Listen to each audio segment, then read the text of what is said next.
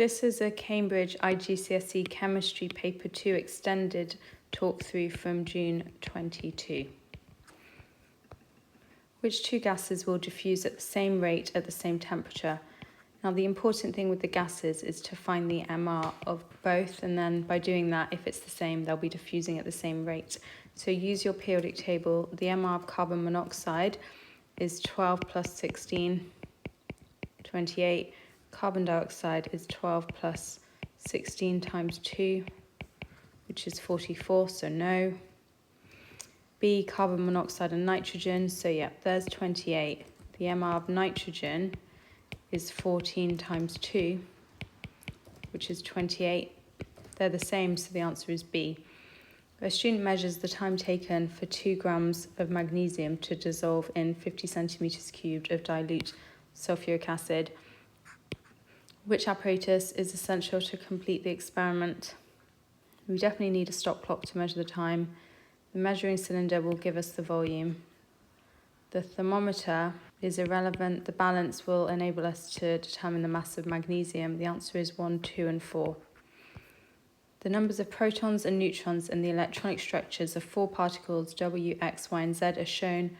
Which particles have the same chemical properties? So we need the same number of electrons in the outer shell.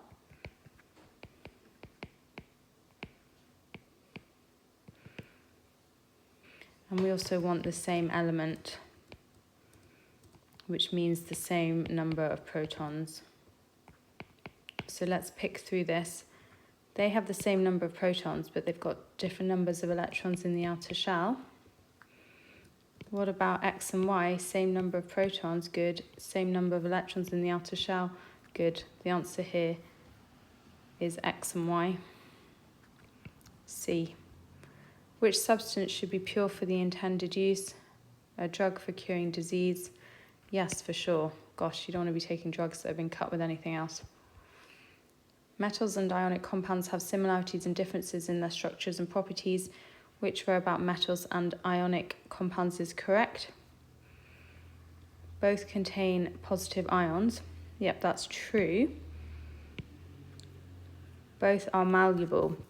No, malleable means they can be hammered into shape, and ionic compounds, remember, are brittle. Only ionic compounds contain anions. Anions are negative. So yeah, that would be something true about ionic compounds. Which diagram represents the outer shell electron arrangement in a nitrogen molecule? So nitrogen is in group 5, which means it has 5 electrons in its outer shell. So when they share electrons, they both need to have a full outer shell. They only have 6 electrons in their outer shell. Here we have 4, 5, 6, 7. Nope. 1, 2, 3, 4, 5, 6, 7, 8. Yeah, they have a full outer shell, so the answer here is D. The equation for the reaction between barium chloride and dilute sulfuric acid is shown. Which row shows the state symbols for this equation? So they really want you to know that barium sulfate is solid. You must learn those salt solubility rules. Hydrochloric acid is aqueous, as is sulfuric acid. Barium chloride is aqueous. So we need aqueous, aqueous, solid aqueous. The answer is A. The relative atomic mass AR of an element is determined by comparing the mass of one atom of the element with the mass of one atom of element Q. So this is asking, do you know the definition of relative atomic mass? Because what they want you to know is that it's comparing it with the mass of one atom of carbon 12. 8A. The equation for the reaction between aqueous lead 2 nitrate and aqueous sodium chloride is shown. If 100 centimetres cubed of aqueous lead nitrate of concentration 0.1 mole is reacted with an excess of aqueous sodium chloride, which mass of lead 2 chloride is obtained? So I'm going to steal this equation. You're going to have to do a proper mole calculation here. First of all, you want to start by finding the number of moles of lead nitrate, and you do that by doing number of moles is concentration times volume. So that's its concentration is 0.1. The volume, make sure that's in decimeters cubed, is 0.01 moles. And then we're being asked to find the mass of lead chloride. Check the mole connection, it's 1:1, so we can use the moles we've just calculated. So we do the number of moles times the MR of lead chloride. So it's 207 plus 35.5 times 2. 2.78 is your answer. It's option C. The diagram shows the electrolysis of concentrated hydrochloric acid and concentrated aqueous sodium chloride. At which electrodes is hydrogen produced? So in hydrochloric acid, you're going to have H plus ions and Cl minus ions, which means because opposites attract, you'll get hydrogen at electrode 2. In concentrated aqueous sodium chloride, you have these ions present. Remember that aqueous means there's H plus ions in there. So again, the H plus will go here to form hydrogen at electrode 4, so it's 2 and 4, D. Aqueous copper 2 sulfate is electrolyzed using copper electrodes. What is the ionic half equation for the reaction at the cathode? Remember, the cathode is the negative electrode. In solution, you'll have these ions. So remember, the rule at the negative electrode is that it is the least reactive element that discharges. So you've got to remember your reactivity series, the one that contains hydrogen. Copper is less reactive. So the answer here is B, you're forming copper. Which row identifies a chemical change and a physical change? So chemical changes are non-reversible, physical changes may be reversible. The one I can see straight away actually is, look, the physical change here. Burning is going to produce carbon dioxide and water. So you're picking between either evaporating ethanol or dissolving ethanol. And then the chemical change is a permanent change, so it's going to be the burning of it, so it's 12B. The equation for the reaction between gaseous hydrogen and gaseous iodine to form gaseous hydrogen iodide is shown. The reaction is exothermic, which means that heat energy is released to the surroundings. Which statement explains why the reaction is exothermic? Energy is released when hydrogen and iodine bonds are broken. The bond energies of the reactants are larger than the bond energies of the products. Remember, the enthalpy change will be negative in an exothermic reaction. The products are at a higher energy level than the reactants? Absolutely not. They're always at a lower energy level. More energy is released when two HI bonds are formed than is used when the HH and II bonds are broken. Yes, that's true. Acidified aqueous silver nitrate is added to a test tube containing aqueous chloride ions. The test tube is then left in direct sunlight. Which row describes the observations and explain what happens? So remember, this is the test for chloride ions. You add acidified silver nitrate, and if you have chloride ions present, you see a white precipitate. When the test tube is left in direct sunlight, you'll expect that precipitate to turn grey. So we go white precipitate, precipitate turns grey. Why? Because the silver ions are reduced. I'll show you that here. Look, you've added electrons to them. You've reduced them to form silver metal, hence why it's turned grey. Water is added to anhydrous copper 2 sulfate. What happens during the reaction? Now, this is the chemical test for water. It starts white, and then as that copper 2 sulfate becomes hydrated, it turns blue.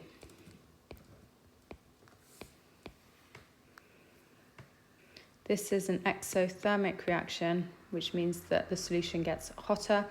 So what happens during the reaction? The copper sulfate turns blue, yes. The solution gets colder, no. The copper 2 sulfate turns blue, yes. The solution form gets hotter, 15B. Aqueous iron 3 chloride reacts with aqueous potassium iodide. Which statements are correct? So if we have a look at this balancing, I put a 2 in front of all of these symbols just to show you. We have 2 ions on the left, 2 on the right. 6 chlorines on the left, 2 times 2 is 4, plus this extra 2 is 6, 2 potassiums, 2 potassiums, 2 iodines, 2 iodines. So we know that they will have the same value of 2. Now we'll consider whether potassium iodide is an oxidizing agent. Remember, by definition, oxidizing agents are reduced. So let's just check. Here the oxidation state of potassium is +1, iodine is -1. Iodine over here is 0, potassium stays at +1. So has reduction taken place? No, it's been oxidised. A dark brown solution is produced in the reaction. Yeah, that's due to the iodine. So it's 1 and 3B. Which statement about acids is correct? A strong acid has a higher pH than a weak acid of the same concentration. No, it would have a lower pH. A strong acid is a proton acceptor. No, it's a proton donor. A weak acid is a proton donor, yes. Not as many, but it definitely does donate. A weak acid is fully ionised in aqueous solution. No, it's only partially ionised. The answer is C. The oxides of two elements are separately dissolved in water and the pH of each solution is tested. What information about X and Y is correct? Okay, so it's an oxide, so we're looking for acidic oxides. Remember, this is a non-metal that will form an acidic oxide. Here we have a basic oxide because of that high pH, so that's going to be a metal causing that. First up, X. We know it's an acidic oxide. We know that the Y is a basic oxide. I've already said that X is a non-metal, and I've said that Y is a metal, so the answer is B. An acid is neutralised by adding an excess of insoluble solid base. A soluble salt is formed. How is the pure salt obtained from the reaction mixture? So remember, we need to filter out any of the insoluble solid base that hasn't reacted. We need to evaporate some of the water and then allow it to crystallise. The answer is D. The electronic structure of element Z is 281. Which statements about Z are correct? You could do this up. You could look it up in the periodic table. Look, it has 11 electrons. So check the atomic number. Or we could realise that it's in group 1 because of that 1 electron in its outer shell, which means it's a metal. The fact that it has 3 shells means that it's in period 3. So is it a metal? Yes, it is. Does it have 2 outer shell electrons? No, it only has 1. It is in period 3. It's 1 and 3. The answer is C. Elements in group 4 of the periodic table are shown. What does not occur in group 4 as it is descended? The proton number of the elements increases. It definitely does. The elements become more metallic. Yeah, that's true. The elements have more electrons in their outer shell. No, if they're all in group 4, they'll have 4 electrons in their outer shell. So that's why that's false, and therefore it does not occur in group 4. Element M forms both M plus and M2 plus ions. In which part of the periodic table is M placed? Because it forms variable ions, it means that it's a transition metal. So the answer here is D. In the extraction of aluminium by electrolysis, creolite is added to the bauxite ore. Which row describes the role of creolite and gives the ionic equation at the cathode? That's the negative electrode, which will be attracting positive aluminium ions. Remember, they get reduced. The creolite lowers the melting point of the electrolyte to make it cheaper. I've just written that equation, so the answer is C. Mild steel is galvanized to prevent corrosion of the iron. Which statement about galvanizing is correct? Galvanizing prevents corrosion because the zinc forms an alloy. No, that's not how it works. Remember, it's all to do with sacrificial protection. If the coating is damaged, water and oxygen do not corrode the iron. Yeah, that's the great thing about galvanizing. Zinc is a sacrificial metal. Yes, just said that. The answer is D. Which diagram represents the arrangement of the outer shell electrons of a noble gas? Because they're noble gases, it will have a full outer shell. This has a full outer shell. That's only got 4 electrons, 6 electrons, 7 electrons. The answer is A. Which statements about the general properties of metals are correct? They're good conductors of heat and electricity. They are. They have low melting point. No, they have high melting points. They react with dilute acids to form a salt plus water. No, it's salt plus hydrogen. Gosh, I expect you to have an awful lot of detailed knowledge here. They react with oxygen to form basic oxides. That's true. Because remember, group 1 elements are known as the alkaline metals. Alkaline, basic are basically synonymous. So we have 1 and 4 being correct. The answer is B. Reactions of 3 metals and their oxides are shown. What is the order of reactivity of these metals from most reactive to least reactive? Use the key. Tick indicates a reaction, cross indicates no reaction. So we can expect number 3 to be the least reactive because it doesn't react with hydrochloric acid. And then we need to understand, remember, we use carbon in the blast furnace in order to extract iron, and it's all based on the fact that carbon is more reactive than the iron. So actually, we want to see no reaction in the most reactive element. So in terms of reactivity, it goes 1, 2, 3. The answer here is C. 2, 1, 3. 3 metal compounds, J, K, and L, are heated using a Bunsen burner. The results are shown. A colourless gas produced which relights a glowing splint. That's the test for oxygen. Colourless gas produced turns lime water milky. That's the test for carbon dioxide. Which row identifies J, K, and L? So J is not carbon dioxide because I said it's oxygen, so we're picking between C and D. K must be a carbonate because we need it to release carbon dioxide. And then finally, no reaction. So when you're picking between potassium carbonate and magnesium carbonate, just be aware of the ions. You're going to have stronger bonds with the magnesium carbonate, so it won't decompose in the same way. So the answer here is C. The diagram shows the uses and treatment processes of a muddy river water, which will identify uses 1 and 2 and processes 1 and 2. So muddy river water use 1, well, we wouldn't want to drink that, so it's going to be watering crops. Use 2, the water's been disinfected, so I don't mind drinking that. And then in terms of the processes, we're trying to go from the muddy river water to clear river water, which means we need to remove any solid material, which is filtration. Process 2 is disinfecting. We need to remove bacteria through chlorination. The answer is D. The equation for the manufacture of ammonia in the Haber process is shown. The forward reaction is exothermic. Which row describes the effect of the stated change on the reaction rate and the yield of ammonia? So just to remember, to increase the yield of ammonia, we want to decrease the temperature. Why? Because the forward reaction is exothermic, so the position of equilibrium shifts to the right in favour of a higher yield of ammonia. Then count the number of moles on each side of gas. 1, 3 is 4. So we want to increase the pressure in order to increase the yield of ammonia. So starting with a decrease in pressure, will that increase the reaction rate? Absolutely not, because rates of reaction and collision theory mean that that's false. If we decrease the temperature, it will absolutely decrease the reaction rate because particles have less kinetic energy. But I've already said that decreasing the temperature increases the yield, so the answer here is B. Fertilizers are used to provide 3 of the elements needed for plant growth. Which 2 compounds would give a fertilizer containing all 3 of these elements? Remember, these are the elements that the crops need. We've got lots of N, P, and K.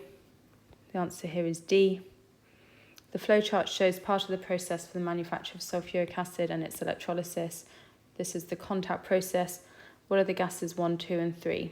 So the electrolysis of dilute sulfuric acid will produce oxygen. Gas 1 is sulfur dioxide and gas 3 is sulfur trioxide. So the answer is gas 1, sulfur dioxide, gas 2, oxygen, gas 3, sulfur trioxide. The answer is B. Which statements about sulfur dioxide are correct? Sulfur dioxide decolorizes acidified potassium manganate. That's true. Sulfur dioxide forms when acids react with carbonates. No, that's carbon dioxide. Sulfur dioxide is used as bleach. True. Sulfur dioxide is used to treat acidic soil. No, it would make it more acidic. The answer is 1 and 3A. What are the products when limestone is heated strongly?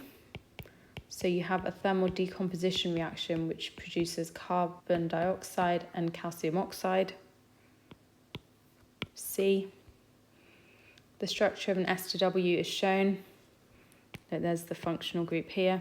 Which row gives the names of S to W in the carboxylic acid and alcohol from which it is made? So this portion comes from the carboxylic acid. So just count the number of carbons, it's 2. So it's ethanoic acid. This portion comes from the alcohol, it's only 1 carbon, so it's methanol. And then in the naming of an ester, you start with the alcohol and you go to the carboxylic acid, so it is methyl ethanoate.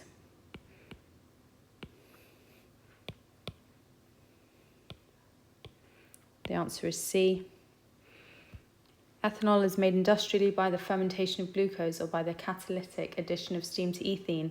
Which statement describes an advantage of fermentation compared to catalytic addition? Ethanol is the only product of fermentation. That's not true. You also make carbon dioxide. Fermentation uses a batch process. Catalytic is continuous, but that's not an advantage, is it? You'd make less through the fermentation method. Fermentation uses a higher temperature. No, it doesn't. It uses a low temperature to stop the denaturation of enzymes. Fermentation uses a renewable resource. Yes, it uses sugarcane. Some properties of a colourless liquid are listed. It boils at 65 degrees. When added to water, 2 layers form which do not mix. It does not react with sodium carbonate, so it's not an acid. It has no effect on bromine water, which means it's not an alkene. Is it ethanol? No, because that would mix with water. Is it hexane? I'm thinking it could be. Is it hexene? No, because that's an alkene. Is it ethanoic acid? No, because I've already said it can't be an acid. So I'm happy that the answer here is B. A molecule of compound P contains 2 carbon atoms and 4 hydrogen atoms. Which row represents P? So that is an alkene. It is ethene. It decolorizes bromine water. What is the MR? 12 times 2 plus 4 is 28. It reacts with bromine. The answer is C. The reaction of ethanol with acidified potassium manganate is shown. What type of reaction is taking place? It's actually oxidation. You need to learn that when the alcohols react with acidified potassium manganate. Which polymer is a synthetic polyamide? What a nasty one to end on. The answer here is nylon.